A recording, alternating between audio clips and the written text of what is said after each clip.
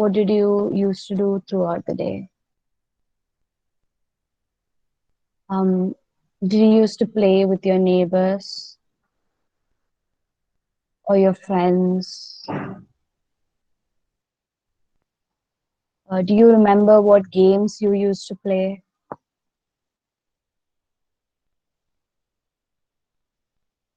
Now let's move forward a little bit. Um, think about your first day of school.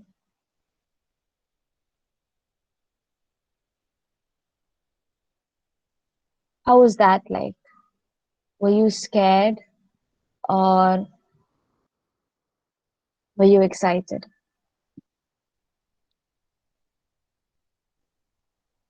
Who dropped you off at school? Did your parents come with you? Did you have siblings in the same school? How was that first day of school like?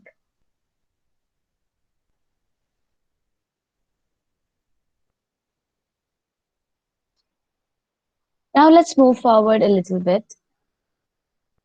You passed kindergarten and you went to primary school. You went on to middle school. How was that like?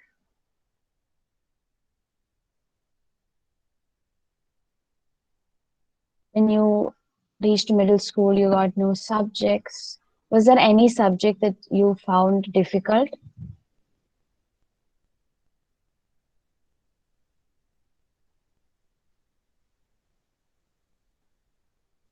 Who supported you with that subject? Did your parents help you study it? Did your friends help you? Did any teacher help you? Think about who supported you in your school life with difficult subjects or subjects that you found hard to study.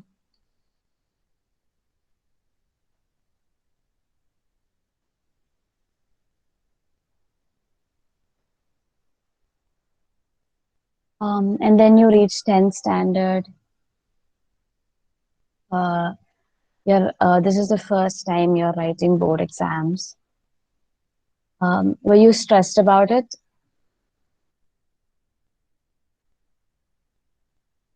Why were you stressed about writing the board exams? And who helped you deal with that stress?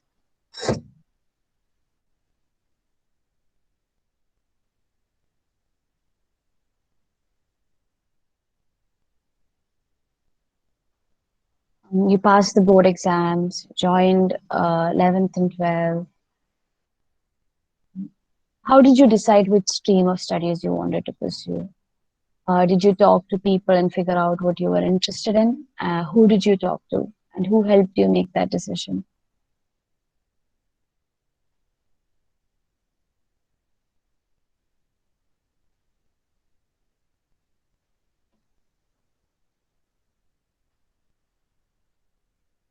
Did you always know that you would be able to go to college?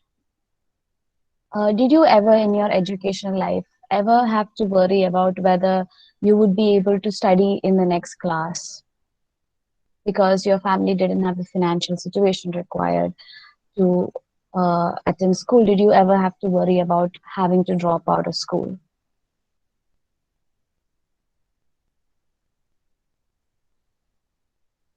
And you graduated school, you must have gotten into college.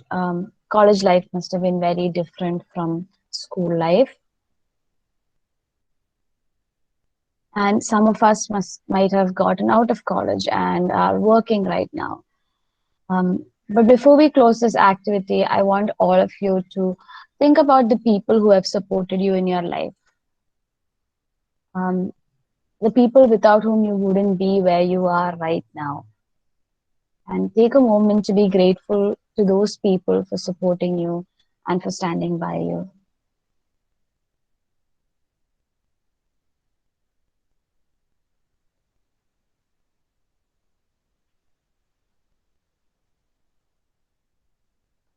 Okay.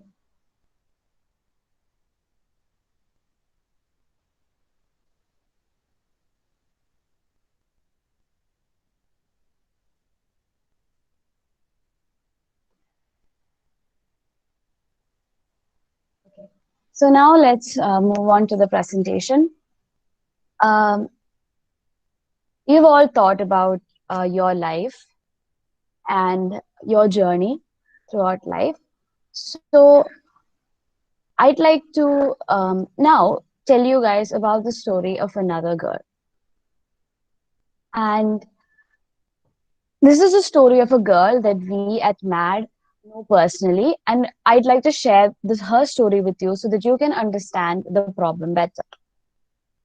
So this story is about a young girl called Sangeeta from Tamil Nadu. And she's a very happy, a very energetic, and a very smart girl. And she actually reached India as a refugee from the 25-year-long civil war in Sri Lanka. And they had to leave their home, their land, and they had to travel a long time throughout their life to reach India and to reach a refugee camp. And they actually moved around in multiple refugee camps before they reached their final destination, that was a refugee camp in Dharmapuri in Tamil Nadu. And to put it into perspective, as a refugee, one does not have citizenship and is not allowed to work. And the government will provide you with 6 kilograms of rice and rupees 750 every month. And usually, what happens to girls in the refugee camp is that they have to get married young to an Indian male so that they can get an Indian citizenship, and then they'll take up some job near the camp to support the family. And this was the life that was destined for Sangeeta as well. And due to her family's financial conditions, she could not stay with her family. And at the age of 10, she ended up in a shelter home in Vellore. And at this age, she had to live away from her family. And she was also expected to take care of her younger sister who went to the same shelter.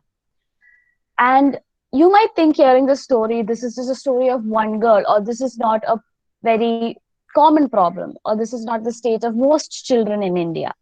But let me just give you some statistics about the children in India. So there are 35 million children in India who are in need of care and protection. And this means that these children are not getting the care and protection that they deserve to live a healthy life. And every 8 minutes, a child goes missing. 1 in 4 children are not in school. And 45 million girls under the age of 15 are married. And they're not just married, they're also married with children. And India has around 33 million children who are working right now between the ages of 5 and 18. So as you can see from these statistics, the world is not a safe place for the millions of children out there. And this is the bitter truth. So now that you've seen how many children there are in need of care and protection, what happens to children like her? What happens to children like Sangeeta who end up in shelter homes or maybe on the streets or are in need of care and protection? So these children are more vulnerable to trafficking. This is because they don't know about their own rights, or they're not aware of their own rights. Because of that, they're not able to stand up for themselves. They're also not in financial conditions or don't have proper guardians who will take care of them. And because of this, they are more vulnerable to trafficking. And children in these shelters are also more likely to experience neglect. Even if a child is in a shelter, there will be 1 or 2 wardens to around 40 to 50 children. And because of this, the adult to child ratio is huge. And other than providing for basic needs like food and sending them to school, the child will not get the sort of love and care and affection from an adult that a child would otherwise get in a normal family. And because of this, they are more likely to experience neglect. And since they are so deprived of that sort of love and care and affection, when they do meet somebody who shows them any kind of love or affection, they are much more vulnerable to be attracted towards them. And this might lead to them ending up in toxic relationships or in abusive relationships. And they have not seen enough healthy relationships to be able to distinguish between a healthy relationship and a toxic relationship. And because of this, they are more vulnerable to abuse. And this loneliness and lack of care for children in shelter homes has lifelong negative implications for their self-esteem, their emotional resilience, and their mental health. So this is just a diagram which shows exactly how children in shelter homes are affected by their reality. So what happens is when they grow up in such environments, they have very low self-esteem about themselves. And as a lot of us must have experienced in our day-to-day life, these children in shelter homes are subject to a lot of negative social stigmas. A lot of them might have gone through some form of abuse, leading them to have post-traumatic stress disorder. And they also tend to drop out of school or education when they leave the shelter homes. So, according to the Juvenile Justice Act passed by the government, a child must leave a shelter home when they turn 18. So, when they leave the shelter homes, they usually find jobs for themselves so they can fend for themselves, and they don't have the sort of support or the financial or emotional support required to get through higher education. Because of them, they do drop out of school. And this results in horrible life outcomes for these children. So the quality of life and the adult outcomes for children who belong to this demographic are very poor. So these children usually, once they leave the shelter homes, will end up doing daily labor kind of jobs, or they don't go for higher education, and they could end up in toxic relationships. And these children who have grown up in shelter homes will take up menial jobs, and they can very easily get trapped into alcoholism, violence, drug abuse, marriage scams, prostitution, or trafficking. And what happens is usually their own children end up in shelter homes again. And this just ends up in a long-term cycle of poverty and an abandonment, which is not getting solved. And now that we've heard about what happens to these kind of children, let's take a minute to think about who are these children? Are these children that you are seeing around you in your daily life? Or are these children that you have absolutely no responsibility for? So these children could be the children of the maid that works at your house, or it could be the children of the people who clear our trash or fix our pipes. And they could be the children of the people who work in fields and grow our food. And sometimes they might actually be the children who made the laptops or phones that you are using right now to attend this presentation. And they could have made the house that we live in. Child labor is still prevalent. And because of all these systems, these children are all around us in the community that we are living in right now. And there's a saying that says that a society must be judged by the way that it treats its most vulnerable. Do you guys think that we are treating these children fairly? Are they getting a good deal?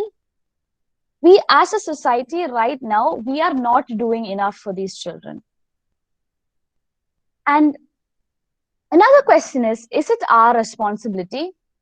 Because as we have seen, we live in a system that perpetuates oppression and discrimination. Children are ending up in shelter homes. There are a lot of children in need of care and protection. Is it our responsibility? We didn't build this system that is causing this, right? We are not responsible for the system.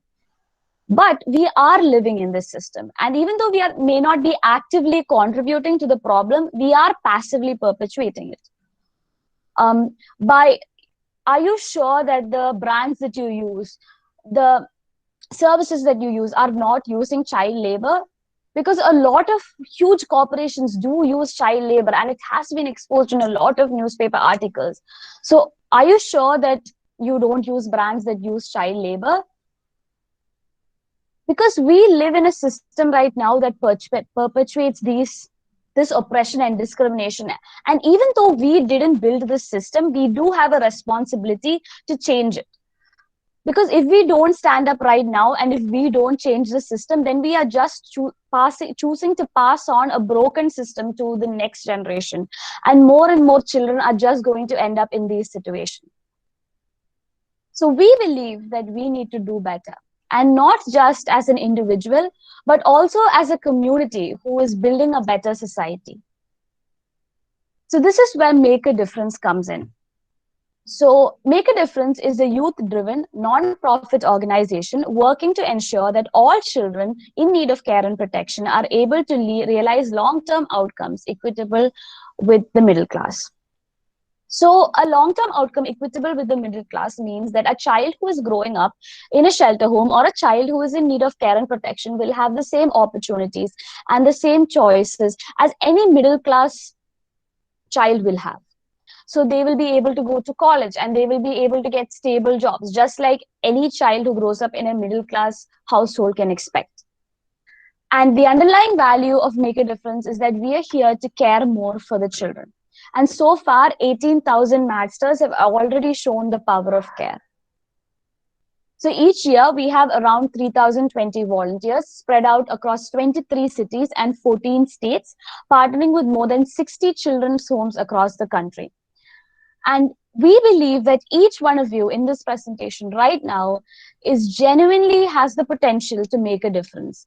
And not just for the children that we are working with right now, but one day for all the children in need and care and protection across India. So let me show you what happens when a bunch of people working towards a cause come together and work together. So you guys remember Sangeeta, right? I spoke about how she ended up at a shelter in Vellore when she was 10 years old. That was in 2009. Now let's look at the rest of her story. So she started with MAD at age 10, and her dream was to study at VIT.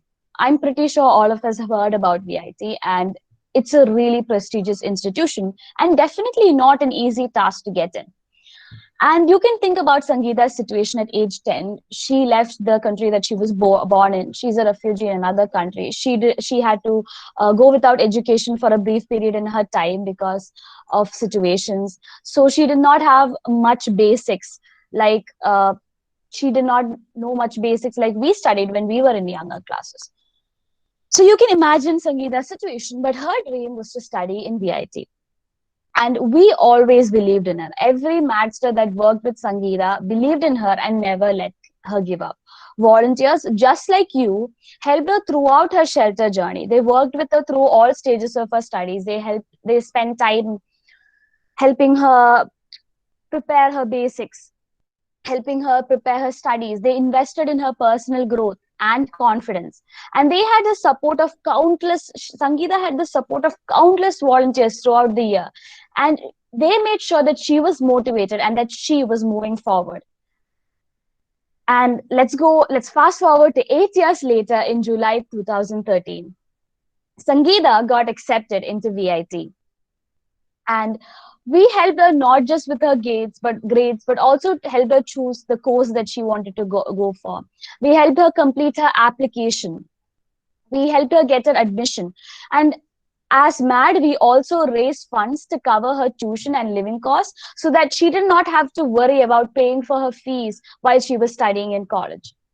And this was the proudest moment of her dad's life. When he heard the news, he distributed sweets in the entire refugee camp with tears of joy streaming down his face. And since the day that they left Sri Lanka, this was one of the most beautiful days of their life because they saw a glimpse of real hope and freedom in their life. And Sangeeta thrived at university. She had help from our aftercare program, and we made sure that we covered all her costs, and we also made sure that she got the coaching, the mentoring, the academic support that she required so that she could do her best at VIT without worrying about anything. And in May 2017, Sangeeta graduated with a GPA of 8.5. And what is she doing now? In July 2018, she joined MCA, and now she is studying her MCA and she's excited to start working. And her dream company is Deloitte. And this is what equitable outcomes look like. This is what happens when a child gets the support and the care that they need from people who are genuinely interested in empowering them. And we at MAD were able to provide her with the support, the care, and the resources that she required to make her dreams come true. So you might be thinking, what is so great about MAD? So in MAD, everything is done through the volunteers. So if you join as a volunteer, then you will truly be able to see this impact across the years, and you will be able to work with the children directly and help them in their life. And we provide each child with 4 to 6 hours of classes a week. and we start with children at the age of 10. So we have a foundational support program where we help them build their foundations um, in their educational background with basic math and basic English. Then we have our Ed Support program where we help children with their school subjects, helping them pass school, helping them understand their subjects. And once they reach the age of 17, 18, we have a transition readiness program. Like I had mentioned earlier, according to the Juvenile Justice Act, a child has to leave the shelter when they turn 18 years old. So these children usually, their life is centered around school and the shelter. They can't, they don't have much exposure to the real world like we do. So this ends up with them not knowing how to deal with a lot of things out in the real world, like filling forms or starting a bank account and things like that. So we have our transition readiness program to prepare to help prepare these children for leaving the shelter. So each child will have a wingman who will prepare them with the exposure and the emotional support required to leave the shelter. And once they leave the shelter, they do not lose the support of MAD, because nobody is ready to be dropped out into the real world without any support at their age of 18. So we help them until their late 20s, when they have a stable job and they have a stable family life, or they are able to support themselves. So from a young age to their late 20s, MAD will be supporting them. And we don't just help them with their education, we help them with their emotional health, we help them in developing life skills, we give them exposure so that they can build self-confidence.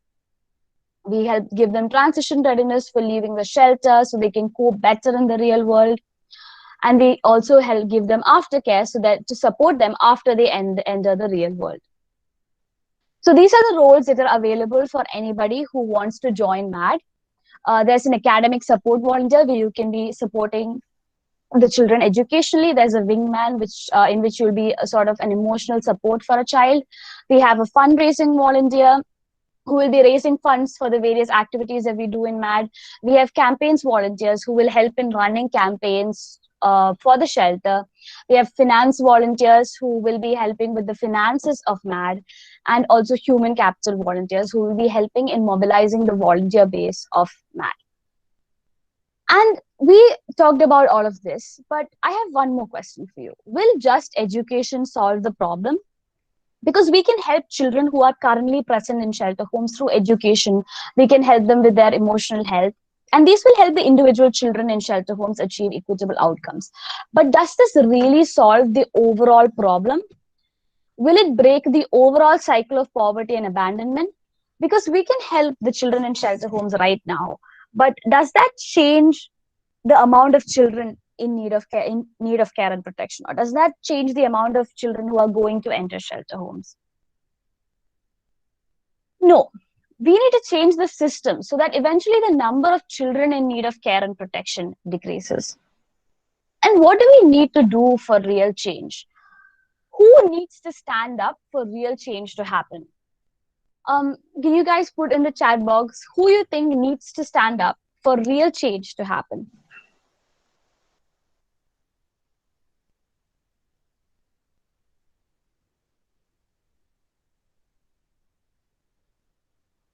Who do you think needs to stand up and needs to spread awareness for change to happen? Yes, the world, we should. But would it be just us? So, to put into perspective, let me ask you. Um, we all know about how India gained independence, right? So, did it gain independence because the Britishers stood up and decided that the system was oppressive and they decided to make that change? Or did it happen because Indians stood up to demand independence, to ask for independence? It happened because the Indians did it, right? And just like that, it's not just us who has to stand up to make real change. Real change happens when the children that we work with, then the children who are in this demographic, the children who are in need of care and protection, are able to stand up, to speak up for themselves and to make that change. And the leaders who can lead the movement against the system are the people who have experienced the discrimination and the oppression. So at MAD, we don't think that the children are recipients of our charity. They're not. They are not we are not generously giving our time, and we are not giving charity towards them. No, they are the most important people in this movement. And why is that? Because they have the perspective and the wisdom to change the system, because they have actually been through this, because they are the people who actually know what it is like to be a part of this society. And you can look at all the statistics, and you can look at everything, and you can say that the children who are in shelter homes are the problem. And these children who are vulnerable to exploitation and who don't have good life outcomes, you can say that they are the problem. But we at MAD, we don't think that. We think that the children are the solution. They are the pathway to a brighter life and to a better society. And what is our responsibility? Our responsibility as volunteers is to empower these children to make the change. We are here to support them and to give the life skills required to them, to empower them so that they can stand up and break this system that has put them through such oppression and discrimination. So, just to give you an example of how, just to give you an example of how and what can happen when we empower children, let me talk to you about Home Matters India. So this that you can see on the screen right now is a shelter called Salvation Army in Mumbai. So this shelter had a really bad infrastructure, and it was not really a good place for children to be staying. So the shelter might have had to shut down because of the poor infrastructure. And the shelter authority had reached out saying that the shelter might have to support us, might have to shut down. So because of that, we partnered with Home Matters India to renovate this shelter and to create and to rebuild this shelter so that it became truly a home for the girls that lived there. And it wasn't just, and this renovation didn't happen as just something that was done by the adults. No, the children or the girls that lived in the shelter were the clients. They were the ones who decided how the shelter should be renovated, what should be the color scheme of the shelter, what things can be integrated into the shelter to make it feel like home.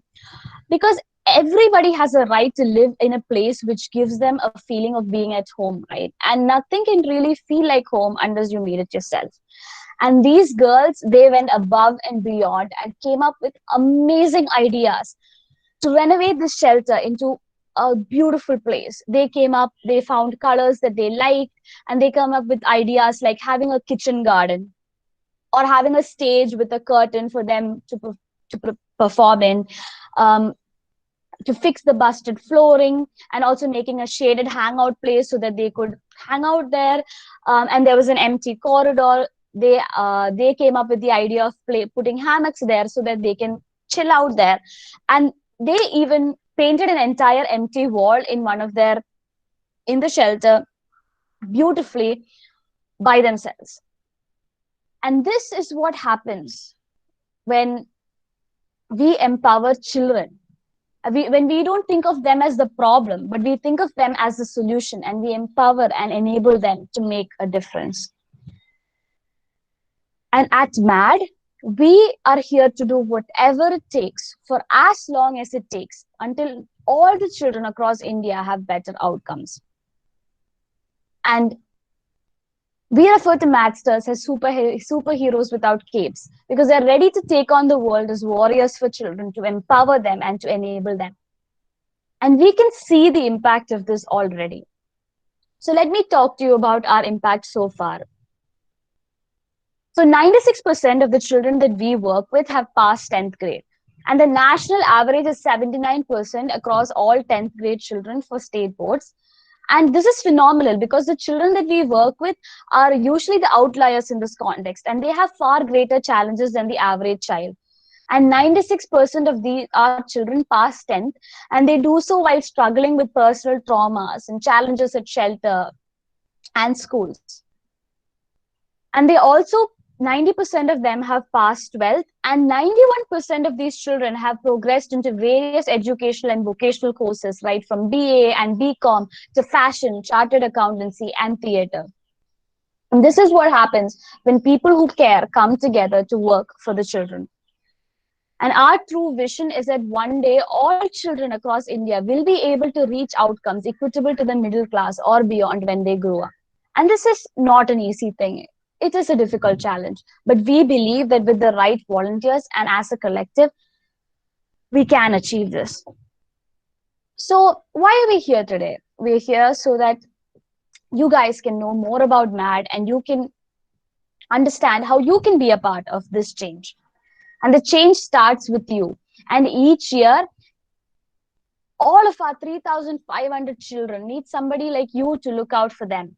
And this is where you fit in because we are recruiting and we are looking for more people who will care more to make sure that there are more Sangeetas out there in the world.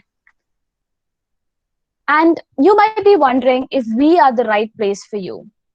So you can answer these questions for yourself. Have you always felt like children deserve a better deal? Does kindness and care float your boat? If your answer to both these questions is yes, then you will feel right at home in MAD. And we need people like you, people who will care, people who are not afraid to stand up to make a change. We need people who are willing to empower and to enable children.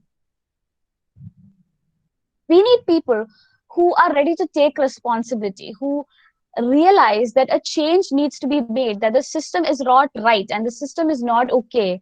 People who realize that this change needs to be made and who will take responsibility, who will spread awareness about this problem, who will, and most importantly, the most important attribute that we require for the children, for being a volunteer in MAD, is that you should be able to dream of a better society. And you should be able to dream of a society in which all these children are not in need of care and protection, and every child deserves gets what they need, gets the care and protection that they need. And we need people who can dream. So, are you mad enough to think that that's possible? And do you have the time to spare over the coming year to help these children?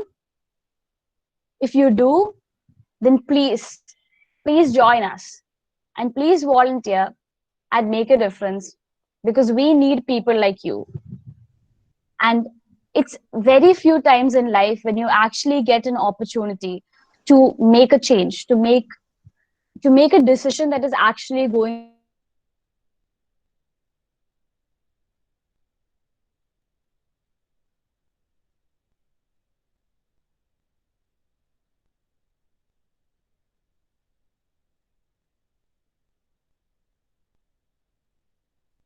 Yeah, sorry, my net just got cut off. Yeah, sorry. So it's very few times in life when you actually get an opportunity to make a decision that will change your life. And I'm not exaggerating when I say that this decision will genuinely change your life. So please do take this opportunity to do something bigger than yourself and to make a difference, not just in your life, but also in the life of children. Um, so these are the cities that MAD works in. So there are 23 cities across India. If you if you live in a city where MAD works in, or when the pandemic restrictions are lifted, you will be in a city where MAD works in, then please do join up for that particular city. If you are not living in a city that MAD works in, then MAD Delhi is actually looking for online volunteers. So you can join up for MAD Delhi because they are looking for online volunteers. So if you think that this is a cause that you believe in and you are ready to make that impact, please do join. We have put the link in the chat box to volunteer, and we'll also be sharing it in the WhatsApp group. So thank you so much for listening and for turning up. If you do have any questions related to MAD, please do put it in the chat box.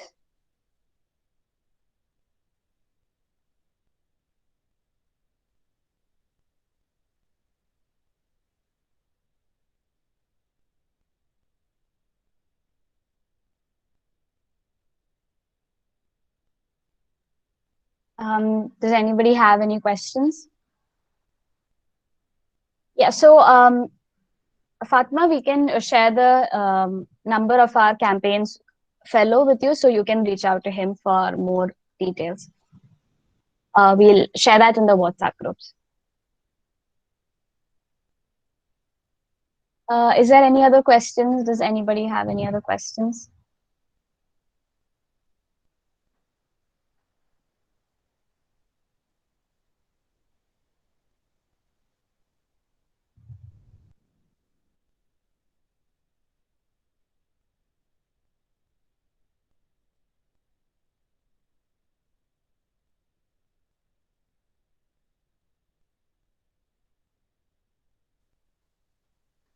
So right now we don't need offline volunteers, but when COVID restrictions are lifted, we will need the volunteers to be able to come on ground.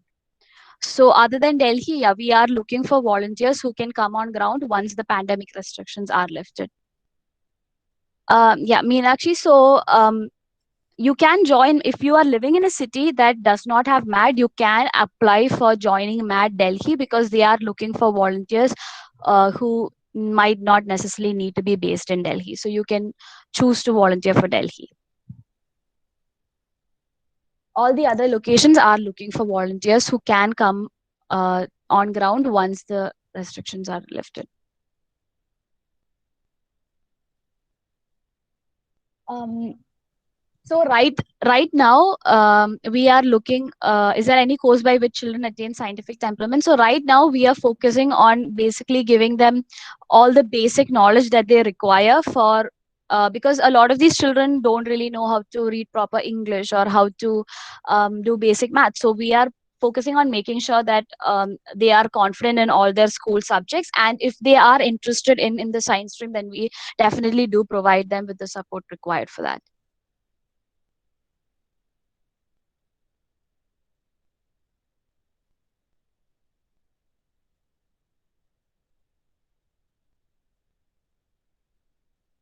Is there any other questions that you would like to ask?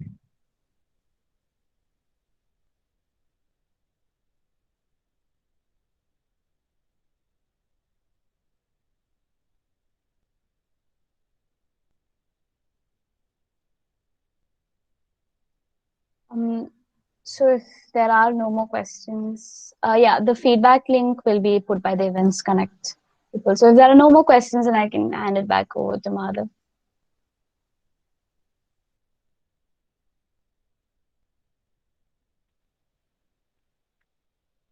Yeah, thanks, Namita. So, hope we can wind up. Hope there are no doubts from the participants.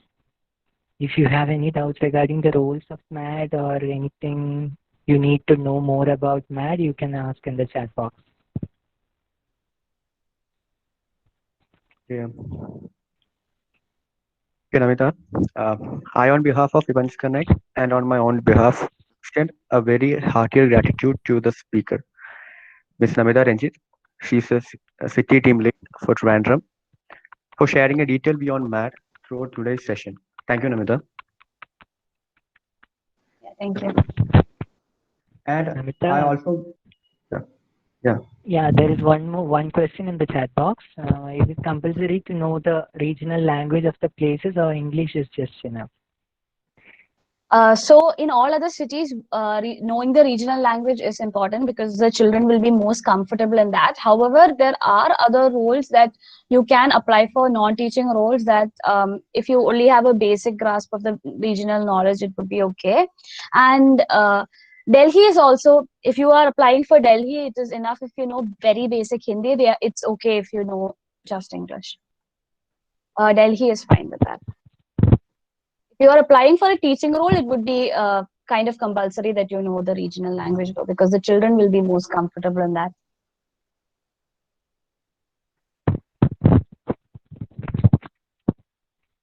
Okay, thanks, Namita. So, you can continue on the question. Okay, and I also express my gratitude to all the participants of the webinar for supporting us throughout. Thank you all. So you keep supporting us and get updates on the upcoming webinars and other events on our Instagram page. So our link will be provided in the chat box. You can share them and you can follow our group to get more updates on the webinars. Thank you. Thank you all.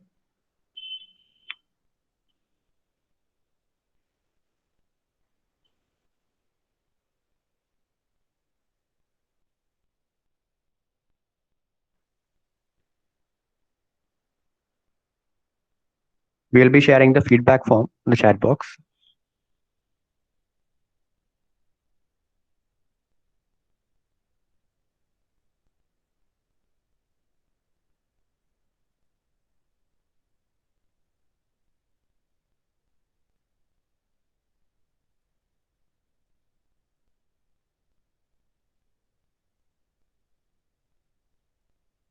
Okay, thanks Namita for taking such a wonderful session.